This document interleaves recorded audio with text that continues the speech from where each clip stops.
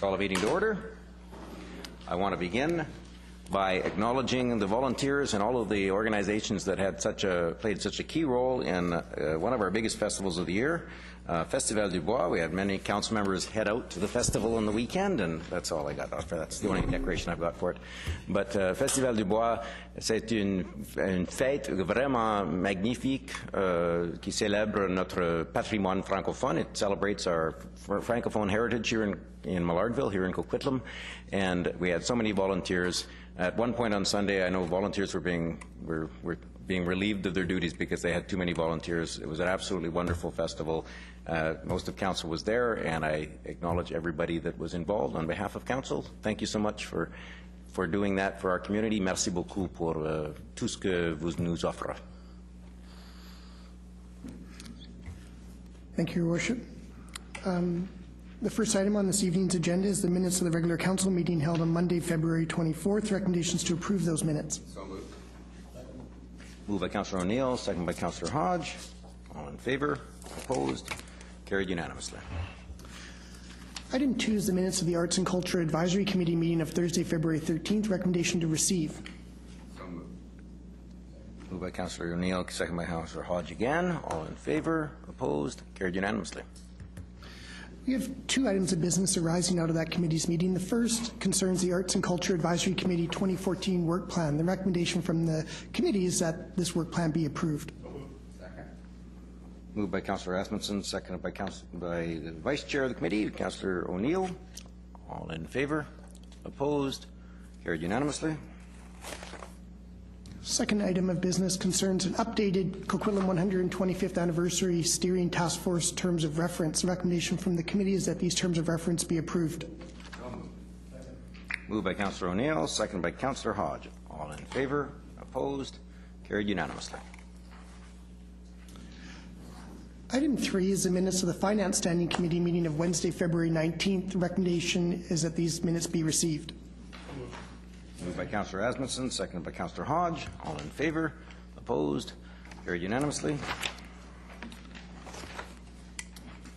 Again, 2 items of business arising out of that committee's meeting. First concerns citizen budget. The recommendation from the committee is that council approve the use of Citizen Budget, an online citizen engagement tool, as a pilot project for public input into the 2015 budget. Moved by Councillor Asmundson, seconded by Councillor Zerillo. All in favor? Opposed? Carried unanimously. Next item concerns the city's investment policy. The recommendation from the committee is that council approve the updated City of Coquitlam investment policy. So moved. Moved by Councillor O'Neill, second by Councillor Wilson. All in favor? Opposed? Carried unanimously. We have 2 bylaws for final adoption. The first, which is item 4, concerns fourth and final reading of City Coquitlam Athletic Commission Repeal Bylaw number 4449. Recommendations that council give fourth and final reading to Coquitlam Athletic Commission Repeal Bylaw 4449. Okay. Oh, sorry. Mr. Chair, yes, we have a conflict which needs to be. I was going to accept his button as soon as he pushed it. You do have to declare verbally, so there you go. Councillor Wilson, can I recognize you? I declare a conflict as I'm involved with kids sport, so I'll just step out. Thank you. Under the provisions of the Act, a council member who considers himself to be in a conflict of interest steps out of the room. Mr. Clerk, you've already read it. I will put forward the recommendation again. This is item 4, and it pertains to the Coquitlam Athletic Commission Repeal Bylaw 4449. The recommendation from staff is that council give fourth and final reading to the Athletic Commission Repeal Bylaw 4449. Moved by Councillor Asmundson, seconded by Councillor O'Neill. All in favor? Opposed? Carried unanimously. Now, technically, Councillor Wilson declared a conflict because arising out of this bylaw, but not in the bylaw itself, is the remaining funds would be donated to Kidsport. That was the reason for the declaration of conflict. Thank you, Your Worship, and that is consistent with the conflict that was declared at the last meeting. Exactly. Thank you. Item 5 concerns fourth and final reading of Local Area Service Bylaw 4471. This is for Kerwan Avenue and Winslow Avenue. The recommendation from staff is that council give fourth and final reading to Local Area Service Bylaw 4471, Kerwan Avenue and Winslow Avenue. Moved by Councillor Reid, second by Councillor Asmussen. All in favor? Opposed? Carried unanimously. Moving on to reports of staff. Item 6 is a zoning bylaw text amendment to exempt screening for antennas and mechanical equipment from building and structure height limits. This is Bylaw 4470. The recommendation from staff is that Council give first reading to City of Coquitlam zoning amendment Bylaw 4470 and refer Bylaw 4470 to public hearing. Moved by Councillor O'Neill, second by Councillor Reid. Councillor Reid. I just wanted clarification. Some of the buildings that we see a lot of these little antennas on are the smaller apartment buildings. And would it apply for them too? I'm thinking specifically of a building at Como Lake in Gatensbury. They have quite a number, and so how would we still do screening on that size building as well as the tall ones? Through the chair, that's correct. These proposed text amendments to the zoning bylaws, ultimately supported by council, would apply to any building that has either Okay, that's good. Thank you. And my second question would be, in the case where there will be new buildings built beside older buildings that have this type of equipment on top of them, so that for people looking down from the new building, is there going to be screening above these antennas as well as from the visual view on the side? And would that, I mean, does all this screening affect the transmission or whatever the little signals bounce from, the little bots, those cute little guys that Shaw has, you know? Yeah.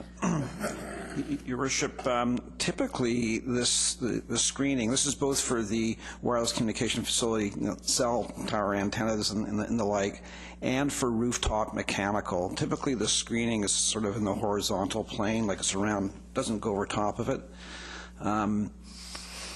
It is true that, when you have the overlook down onto a building, you will see some of that rooftop works in mechanical. What this is intended is to provide that shrouding, so when viewed from the street or from... And I get that. So I guess my point is, before public hearing, if possible, I'd like to know if there is anything coming in now because of all the redevelopment we have going on that would sort of obliterate the view coming down as well as from the sides, and if other cities do that. Yeah, Your Worship, we'll look into that. That's a good point.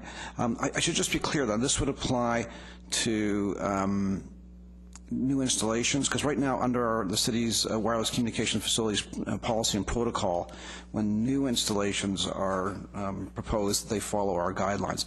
Now, that's not to say that, and I know the building you're Councillor Reid speaking of there at Como Lake and Gainsbury, it's got some pretty obvious antennas on it. So if they now wanted to go and put shrouding around those antennas to make them a little less glaring aesthetically, and if this was supported by council, they could do that and go above the height maximum in the zoning. So that's what this is intended for. But we'll check and see if there's something that applies for the downward. Thank you very much. So to be clear, it's not going to mandate the installation in some instances, but it will remove a barrier to the installation. That's correct, Your Worship. No other comments? The motion is first reading and a public hearing. All in favor? Opposed? Carried unanimously. Item 7 is a zoning bylaw text amendment to the off-street parking requirements for child care facilities. This is bylaw number 4468. Recommendation from staff is that council give first reading to City of Coquitlam zoning amendment bylaw 4468 and that this bylaw be referred to public hearing. Moved by Councillor Hodge, second by Councillor Reid. All in favor? Opposed? Going to public hearing. Item 8 is a zoning bylaw text amendment to the RM3 zone. This is bylaw 4467. The recommendation from staff is that council give first reading to City of Coquitlam zoning amendment bylaw 4467 and that this bylaw be referred to public hearing. Moved by Councillor Asmussen, second by Councillor Sikora. Councillor Reid. Thank you. Again, for the public hearing on this, pictures are good. And I think, although some of us sort of live in this and we sort of get it, and your diagrams, your proposed building and that, although they're all blue and white and moved in and out, it would be really nice, I think, if you could look at a couple of streets who sort of have the development you want. I think Burnaby has a couple in the uptown. Maybe just put a few pictures up so that the general public can see that you're trying to make a more aesthetic city rather than just having a tower of either 4 stories or higher along, because otherwise it will just look like tunnels. So thank you. If you could do that for public hearing, thank you. We will. Thank you. Okay, Councillor O'Neill. Yeah, in that same vein, the attachment 2 shows some diagrams, and all it shows is 4-meter setback and 4.5-meter setback, no change, no change, no change. But actually, page 3 of the report does talk about a change in a specific area that building setbacks are proposed to be increased by 2 meters from all lot lines abutting single families and neighborhood attached residential. So maybe we can have an example of that too and have that clarified, because the diagram doesn't show that. So just have it clear. Thank you. Thank you. Motion is first reading and a public hearing. All in favor? Opposed? That carries unanimously. Your Worship, that's the last formal item on this agenda. And once again, this City Council is unanimous in everything. It's just we work together. Motion to adjourn. All in moved by Councillor Hodge, second by Councillor Asmussen to adjourn. All in favor? Opposed? Councillor Score is opposed. No, he's not. No, he's not. Motion carries unanimously. We'll open the floor to questions from tonight's audience on tonight's agenda. Any questions? I don't see any by email either. Any questions at all on tonight's agenda? Seeing none, thank you all for coming.